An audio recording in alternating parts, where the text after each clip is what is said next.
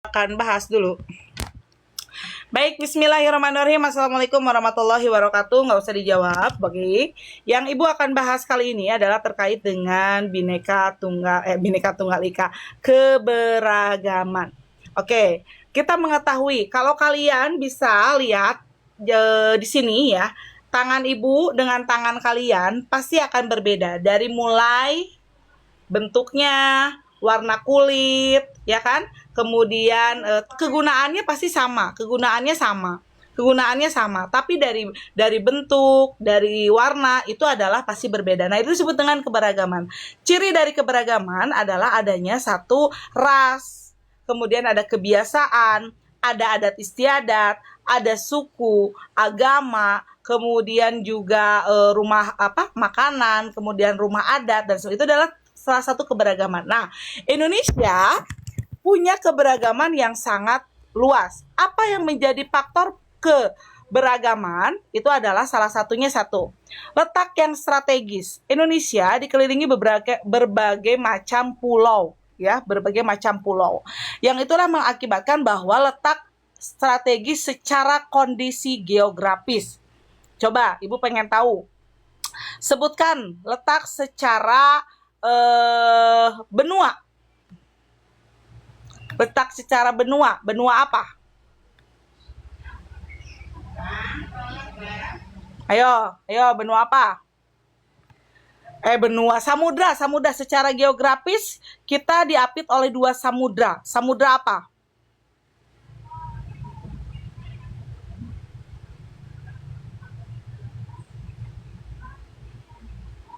Nah, itu tuh ran. Siapa tuh ran? Nah, itu ran yang betul ya. Hindia dan Pasifik itu secara geografis. Itu adalah salah satu keberagaman secara latar belakangnya, yaitu adalah letak geografis Indonesia. Yang kedua adalah letak astronomi. Coba tulis letak astronomi Indonesia. Letak astronomi sebelah 6 derajat lintang utara. Coba lihat. 6 derajat lintang utara, 11 derajat lintang selatan, dan lain-lain. Lintang utara 6 lintang utara, 11 derajat lintang selatan, 95 bujur timur, 141 bujur timur. Nah, itu adalah kalau yang tadi letak secara geografisnya adalah adanya diapit oleh dua benua, ya kan? Ya. Kemudian secara astronomisnya yang tadi lintang utara, lintang selatan, bujur timur. Nanti dulu. Ya, oke ya, sampai situ ya. Itu adalah salah satu latar belakang terjadinya penyebab keberagaman. Salah satu latar belakang penyebab keberagaman adalah letak Indonesia yang strategis, yaitu diapit oleh letak astronomis dan geografis. Yang geografis tadi, yang astronomis tadi.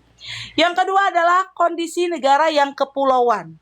Tentu kalian pernah datang ke pulau. Kita berada di Pulau Jawa, ya. Kita berada di Pulau Jawa, kemudian ada Pulau Sumatera, kemudian ada Pulau Kalimantan, Sulawesi, NTT, Bali, Papua. Nah, itu adalah kepulauan. Dari masing-masing kepulauan itu pasti ada agama, ras, suku, bahasa, kebiasaan, adat istiadat, makanan tradisional, kemudian pakaian, alat musik, rumah adat yang tentunya akan berbeda. Ya, itu ya yang akan berbeda. Yang ketiga adalah perbedaan kondisi alam. Mungkin begini, kalau kalian menanam padi di daerah Bogor misalnya, itu kan Bogor itu curah hujannya tinggi gitu ya. Pasti di sana banyaknya adalah perkebunan. Nah, gitu. Berbeda dengan Karawang. Nah, itu yang mengatakan perbedaan kondisi alam. Yang keempat adalah keadaan transportasi dan komunikasi. Komunikasi dan transportasi. Komunikasi adalah adanya transportasi dan komunikasi membuat masyarakat terbuka dengan hal baru. Contohnya adalah suku Baduy luar. Suku Baduy luar sudah mulai terbuka berkomunikasi melalui media sosial dengan menggunakan gadget gitu kan. Kemudian bisa udah main TikTok. Tapi Baduy dalam itu tidak terkontaminasi dengan komunikasi dengan media sosial yang sekarang sedang tenar. Itu bedanya. Kemudian yang terakhir adalah Yang terakhir adalah Alah, bentar. Yang terakhir adalah, adakah setiap daerah menerima perubahan? Yang tadi kata Ibu, Baduy Dalam tidak menerima perubahan. Baik apapun sekarang modernisasi lagi main TikTok, main IG, atau seperti apa, Baduy Dalam tetap teguh dengan adat yang ada di Baduy Dalam. Jadi ada 5 latar belakang bagaimana faktor penyebab keberagaman. 1, letak yang strategis. 2, kondisi yang kepulauan. 3, perbedaan kondisi alam. Yang keempat, keadaan transportasi dan komunikasi. Dan yang kelima, penerimaan terhadap perubahan. Itu adalah kenapa Indonesia banyak sekali adat istiadat, keberagaman, kemudian pulau-pulau. Dan kalau kita datang ke Jogja, pasti bahasanya bahasa Jawa. Piye kabare, kalau orang Sunda kumaha damang gitu kan. Itu sama, bahasanya berbeda tapi maknanya sama. Nah, itu sama dengan keberagaman. Jadi kalau ada teman kamu yang orang Jawa kemudian logatnya aduh fokus mana, logatnya seperti orang Jawa yang medok, itu jangan menjadi bahan ejekan. Ya, jangan menjadi ejekan, jangan menjadi hinaan, karena ada salah satu pepatah mengatakan begini. Kita lihat, dengerin ya. Mari kita belajar hinaan. Mari kita belajar perbedaan. Hindari hinaan dan cacian, karena saat Anda mencaci, maka Anda mengingkari ciptaan ilahi. Jadi jangan pernah ketika kalian ada teman kalian yang bolotot, yang pesek, yang keriting, yang lurus, yang pendek, yang tinggi, yang gendut, yang kerempeng, jangan menjadi hinaan, karena itu semua adalah ciptaan Allah. Nah, disitulah ketika kamu sudah mulai menghargai, memberikan pendapat, menghargai, menghormati perbedaan itu, maka kamu sudah melaksanakan apa arti keberagaman. Sampai sini, paham tidak? Tap-tap layar. Oke, lanjut sekarang. Tadi kata Ibu kan, kalau keberagaman itu ada 3 kunci ya. 1, kondisi masyarakatnya pasti akan berbeda-beda. Kedua, penuh perbedaan. Yang ketiga, pasti ada suku, agama, ras, golongan yang di dalam suatu daerah tersebut. Oke, lanjut. Kamu pernah lihat nggak? Kamu pernah bayangan kalau misalnya kamu pernah ke undangan, terus ketika kamu pergi ke undangan, terus ada teman orang tua kamu, ya Allah, meni mirip papa, mirip ibunya. Nah, ketika ada teman kamu yang berbeda dengan kamu, terus kamu meni goreng patut, ya orang kamu aja berbeda lahirnya dari orang tua kamu gitu. Kebayang nggak oleh kalian jika semua orang sama mukanya? Misalnya nih Bu Dinar ya, 1 SMP 2 1.100 siswa mukanya kayak Ibu, kan liar atuh, berarti tidak keberagaman. Keberagaman itu berarti dari mulai ciri fisik, rasnya, agamanya itu berbeda. Nah, dari agama, Ibu pernah ngedengar dari Nabi Ibrahim ya. Nabi Ibrahim itu pernah kedatangan seorang yang berbeda agama. Kemudian dia memberikan makan. Ketika akan memberikan makan, katanya, apakah kamu kelaparan? Kamu lapar? Iya, saya lapar, wahai Nabi. Tapi ternyata Nabi Ibrahim tidak memberikan makanan itu. Akhirnya karena berbeda keyakinan, akhirnya Nabi Ibrahim itu ditegur oleh Allah Subhanahu wa taala melalui wahyunya. Saya saja, kata Allah, memberikan selama orang itu 70 tahun saya memberikan rezekinya, saya memberikan kehidupannya. Kenapa kamu yang hanya sekian menit bertemu dengannya, kamu tidak memberikan makanannya? Nah, apa artinya dari cerita itu? Artinya Allah saja Maha Pengampun, Maha Pemberi, ya, tidak membedakan umat-umatnya. Nah, itu ya dari segi agama. Kalau Tante Ina capek. Nah, ya, berarti ya. Jadi, kalau 3 kata kunci dari keberagaman itu pasti ada kondisi masyarakat yang berbeda, penuh perbedaan, pasti ada suku, agama, ras, dan golongan. Oke, lanjut. Sekarang kita ambil. Indonesia punya berapa suku sih, Bu? 1.128 suku yang ada di Indonesia. Jadi Indonesia punya 1.128 suku. Kamu baru punya atau datang ke suku mana aja? Suku Sunda, atau misalnya Ibu orang Sunda, suami Ibu suku Jawa, berarti Jasun, Jawa Sunda gitu kan. Nah, misalnya ada yang orang Padang, nah bentar lagi ya, Mudi Padang, Lampung, berarti Pulau Sumatera. Kemudian Tentunya ketika keberagaman pasti akan ada perbedaan dari apa? Bahasa daerah. Ibu pernah ya, dulu pernah Ibu ke Banten. Ke Banten itu di sana itu nong ya. Nong nong nong badai gojek. Dikira Ibu nong teh, nong nong. Ibu kan jenong tuh ya, tuh lihat jenong tuh. Ibu kan ya, ada sekitar 1128 yang ada di Indonesia. Nah kan ini jenong. Ternyata nong itu sama dengan di Sunda kita neng namanya. Nah, jadi kita harus menghargai. Jadi terus ada lagi. Dulu tetangga Ibu tuh tetangga Ibu kan orang Batak ya. Teh Salma nanti ya aku ngajar dulu, nanti aku balas WA-nya. Nanti aku balas, aku ngajar dulu. Nah, tetangga Ibu itu ada orang Batak. Nah, orang Batak itu kalau manggil om itu kan dengan tante itu, kalau kita kan bibi dan emang. Kalau orang Batak itu uni dan uda. Nah, waktu kecil itu Ibu manggilnya om uda. Ternyata kalau pas udah dewasa tahu tahu bahwa berarti dulu teh Ibu manggilnya om-om gitu ya. Jadi pasti setiap daerah punya bahasa. Terus ada juga kalau misalnya di Papua penkah. Nah, misalnya kalau kalian sekarang lagi mokel itu kan dari bahasa Jawa gitu kan, mokel gitu. Tapi sekarang digunakan dengan bahasa tren bahwa mokel itu adalah mau cek urang mah ini naon apa namanya tanya? Apa sih kalau buka buka nggak puasa teh namanya apa? Tah teu apal Ibu mokel deh tahu Ibu mah mokel itu dari Jawa tang godin tah eta ngagodin dah waktu zaman Ibu mah ayo ulang godin gitu ayeuna mah mokel teh mokel itu diambil dari bahasa Jawa gitu. Lanjut.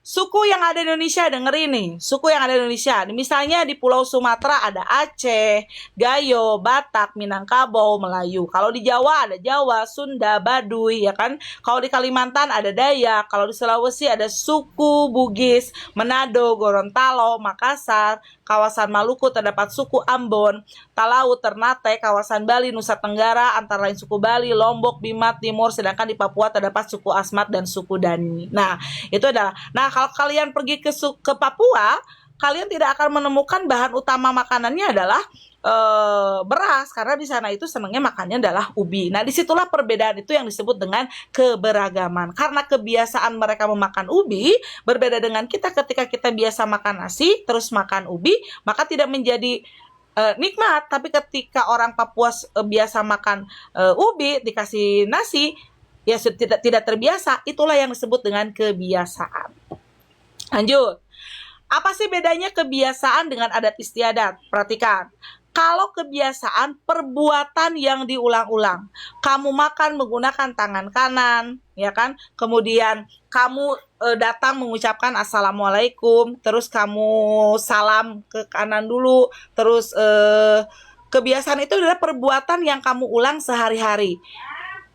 Ibu materi prasas kelas 9 apa udah di WA prasas itu nyanyinya ke Payasin.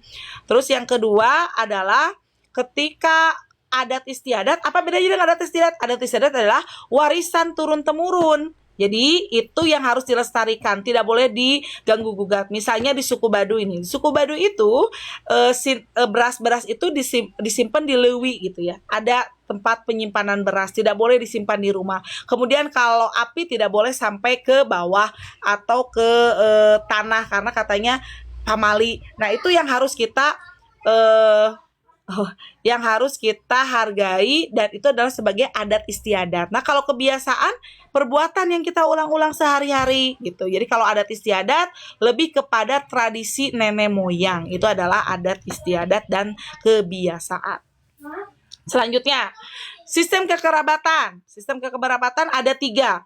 Ada parental, ada patrineal, dan matrineal. Nah, apa bedanya? Parental dulu berarti keturunan dari orang tua. Tadi kata Ibu, kalau ibunya Sunda, ayahnya Jawa berarti Jasun, Jawa Sunda. Itu parental, ya. Sistem kekerabatannya parental. Yang kedua, patrineal. Patrineal mengambil garis keturunan dari ayah. Contoh misalnya orang Batak Batak marganya si Hombing misalnya, bapaknya, ibunya Napitupulu misalnya. Punya anak laki-laki. Nah, laki-lakinya itu mengikuti garis marga dari seorang ayahnya, bukan mengikuti dari ibunya. Makanya kalau orang Batak menikah pasti ada upacara adat Bataknya. Itu yaitulah patrineal. Jadi yang satu parental, dua patrineal, dan yang ketiga adalah matrineal. Parental keturunan Bu. Kalau Arab kan bukan orang Indonesia, nanti masuknya kepada kewarganegaraan. Ada ius soli, ada ius sanguinis. Kelieur lo di tambahan eta. Mau ke situ. Ius soli, ius sanguinis. Ya, kela kamu ambilnya. Kemudian lanjut. Tadi kan udah parental, kemudian patrineal, kemudian matrineal. Kalau matrineal berarti ambil keturunan dari ibu. Biasanya adalah orang yang berada di garis keturunan dari orang Padang nih, sukunya Minangkabau. Nah, itu ya. Jadi kekerabatan ada 3, parental, patrineal, dan matrineal. Oke, lanjut. Suku teh apa sih? Lain suku kaki, lain komonya perpecahan antar suku alias rorombeheun, lain, bukan ya. Suku adalah perbedaan budaya yang menghasilkan kebiasaan, ide atau gagasan serta hasil karya yang beragam. Maksudnya apa, Bu? Menghasilkan kebiasaan. Tadi kata Ibu, kalau kita datang ke Jawa, maka kebiasaan di sana dengan kita akan sama atau berbeda. Tentunya berbeda. Itu adalah suku, berarti suku Sunda dan suku Jawa.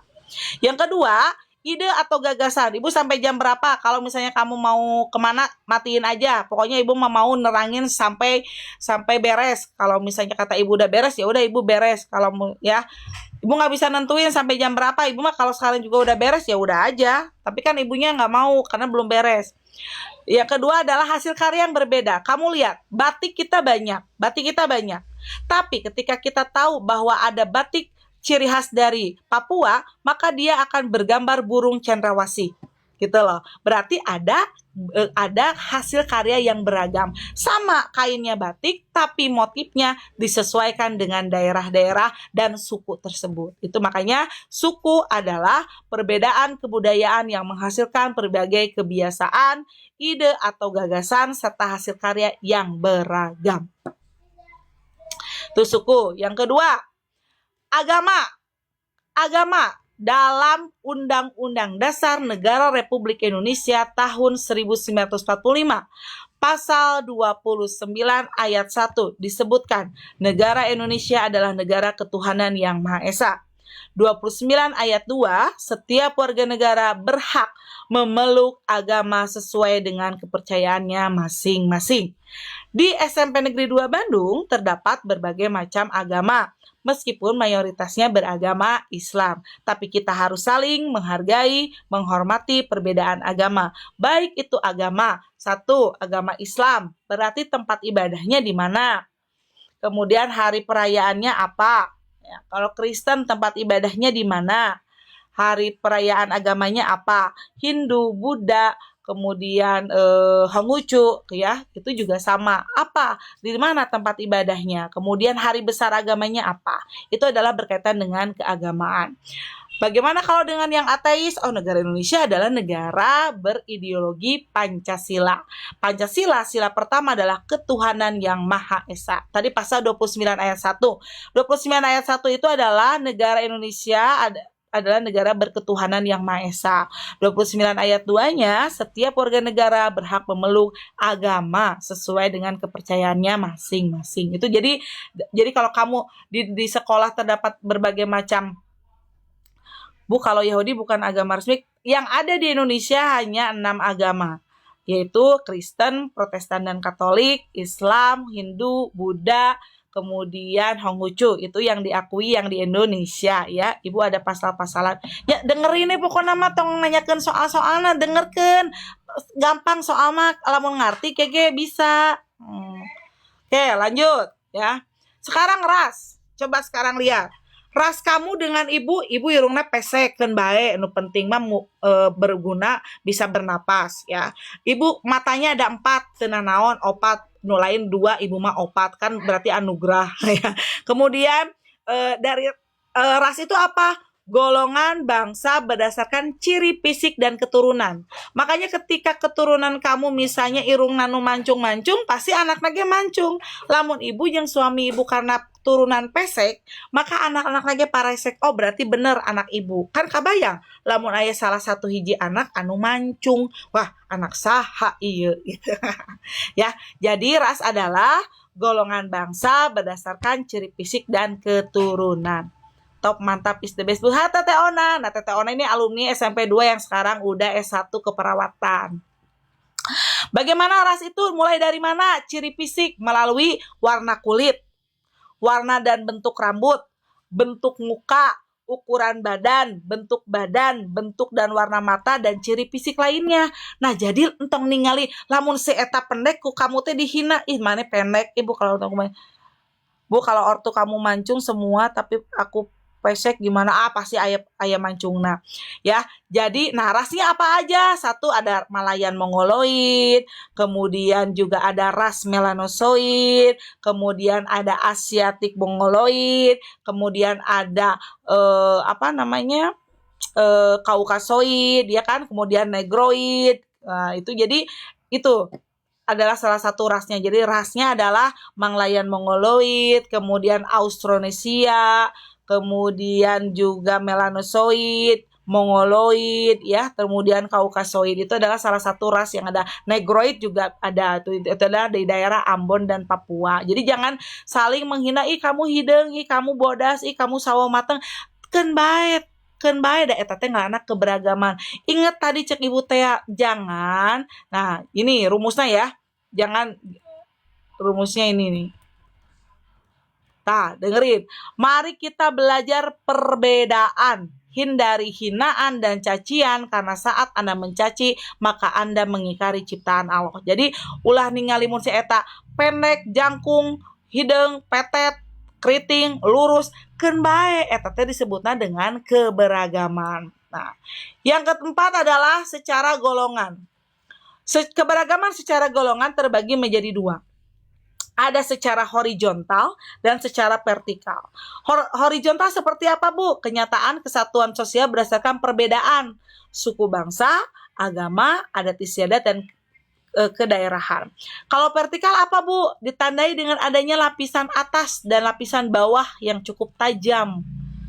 Ya, suka lihat ada orang yang berbagi, berarti dia bukan ada berbagi lapisan atas dan lapisan bawah. Yang atas membantu yang bawah dibantu oleh yang atas. Jadi saling menghargai, itu adalah vertikal. Keberagaman golongan berarti adanya perbedaan kelas dalam lapisan masyarakat, menyebabkan terjadinya penggolongan kelas-kelas secara bertingkat. Hal itu diwujudkan dalam kelas tinggi, kelas sedang, dan kelas rendah, ditandai dengan adanya ketidakseimbangan dalam pembagian hak dan kewajiban individu dan kelompok dalam suatu sistem sosial. Horizontal dan vertikal. Kalau horizontal itu ada perbedaan antara suku, agama, ras, dan adat istiadat. Tapi kalau vertikal adanya lapisan atas dan lapisan bawah. Kalau kalau pasal 34 juga fakir miskin anak-anak lantar di persoalan negara. Nah, itu berarti kan lapisan bawah. Yang lapisan atasnya harus membantu dengan lapisan bawah. Tentunya hal itu ada berhubungan dengan sila kedua, yaitu kemanusiaan yang adil dan beradab. Nah, lantas keberagaman tadi dari mulai ras, agama, suku, golongan, adat istiadat, kebiasaan, tentunya pasti akan muncul dinamika-dinamika. Pernahkah kalian mendengar ketika orang berbicara dengan keras gitu kan ya? Ketika orang berbicara, tarik-tarik teuing, ternyata memang dari adat istiadat atau kebiasaannya memang logatnya seperti itu gitu. Nah, tapi hal itu ditandai dengan kita memiliki semboyan, yaitu Bhinneka Tunggal Ika. Dengerin, Bhinneka Tunggal Ika adalah moto atau semboyan bangsa Indonesia. Ungkapan Bhinneka Tunggal Ika dapat ditemukan dalam kitab Sutasoma yang ditulis Empu Tantular pada abad 14 di masa Kerajaan Majapahit. Dia menuliskan Bhinneka Tunggal Ika Tanhana Dharma Mangwa, yang berarti berbeda-beda itu satu jua, tidak ada pengabdian yang mendua. Jika menurut Anda apakah Bhinneka Tunggal Ika bagi Bank Indonesia? Nah, itu salah satunya. Jadi kita punya semboyan Bhinneka Tunggal Ika yang artinya walaupun berbeda-beda tetap satu jua. Sampai sini, apa fungsi Bhinneka Tunggal Ika? Bhinneka Tunggal Ika merupakan semboyan negara Indonesia yang sebagai dasar mewujudkan persatuan dan kesatuan. Meskipun bahasa Indonesia terdiri dari atas berbagai suku, agama, ras, namun keseluruhannya merupakan satu kesatuan yang beragam. Nah, oke, sampai sini ada pertanyaan dulu? Ada pertanyaan? Jadi keberagaman itu, tapi yang terpenting dari materi keberagaman adalah bagaimana kamu mengimplementasikan dalam kehidupan sehari-hari. Bagaimana kamu mengimplementasikan dalam kehidupan sehari-hari, menghargai pendapat, menghargai perbedaan pendapat, menghargai perbedaan keberagaman, tidak saling menghina, tidak adanya bullying. Berarti kamu tetap menerapkan apa itu semboyan Bhinneka Tunggal Ika. Jadi fungsi Bhinneka Tunggal Ika itu adalah sebagai satu mewujudkan persatuan dan kesatuan meskipun berbeda beragam ras, suku, agama, adat istiadat dan kebiasaan serta budaya yang ada, maka itu disatukan melalui Bhinneka Tunggal Ika. Ibu tadi kitab Soma abad keberapa? 14 di Kerajaan Majapahit. Bu, kalau bukber termasuk tradisi bukan. Kalau tradisi itu kan adat istiadat ya. Kalau tradisi kan bukan adat istiadat ya, tapi merupakan satu tradisi. Seperti misalnya baju lebaran gitu. Kan tidak ada harus memakai baju lebaran. Yang jelas itu kan harusnya hati yang bersih untuk membuka lembaran baru. Semoga di Idul Fitri tahun ini kita tuh bersih dari dosa. Kitab Sutahosa di Kitab Soma itu adalah di abad ke-14 Kerajaan Majapahit. Oke, selanjutnya hukum itu ada dua. Hukum tertulis dan tidak tertulis ya. Kalau kamu UUD tahun kemarin ya, yang hukum tertulis itu berarti kebiasaan dan norma adat. Contoh dari norma adat, misalnya ketika norma adat yang berlaku misalnya tidak boleh, tadi kata Ibu suku Baduy, tidak boleh masak atau menyalakan api langsung ke tanah gitu karena akan merusak alam. Nah, itu yang harus kita atuhi dan mereka tidak akan mungkin melanggarnya karena sudah aturan adatnya. Kemudian yang kedua adalah aturan adatnya, misalnya ketika ada yang melakukan kesalahan, maka prosesnya akan dilakukan secara adat gitu ya. Kemudian kalau kita lihat di Bali ada tradisi ngaben gitu kan. Kemudian juga apalagi coba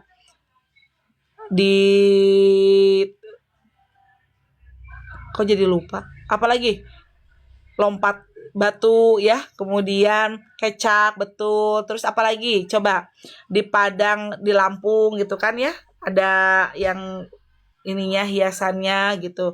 Nah, itu adalah salah satu dari tradisi. Kalau Dayak ininya kan ke telinganya. Kalau Papua ada koteka gitu kan. Itu jangan diketawakan gitu kan ya. Kemudian lagu Bubui Bulan kan dari Sunda, kemudian dari Papua Kuda Renggong dari Sunda, betul. Itu adalah salah satu kebudayaan yang menjadi keseniannya. Nyepi itu kan ayo, bukan adat. Nyepi itu adalah hari besar keagamaan Hindu atau Buddha. Kalau Idul Fitri Islam atau agama mana? Hindu, iya, itu hanya di Bali gitu ya. Jadi untuk materi keberagaman ini, karena kita baru bertemu juga 1 bulan, Bu, kalau beda suku mengikuti suku lain apa boleh? Maksudnya gimana? Ketika kamu berada di suku tersebut, maka akan ada aturan. Tadi kata Ibu ada suku, ras, agama, pasti di dalamnya akan ada adat istiadat. Ya, misalnya Kampung Naga. Di Kampung Naga itu, rumah itu tidak akan lebih misalnya dari 100 dan tidak boleh dibangun. Maka harus mengikuti aturan itu. Tidak boleh ada bangunan yang kemudian Baduy juga, yang Baduy luar harus menghadap semuanya itu arahnya ke selatan. Tidak boleh ada yang tidak ke selatan. Nah, itu adalah salah satu suku dan adat istiadat di sana. Jadi ketika ada adat istiadat, maka ada hukum adat. Upacara malam suro itu adat istiadat. Ya, tuh, yang di Jawa ya.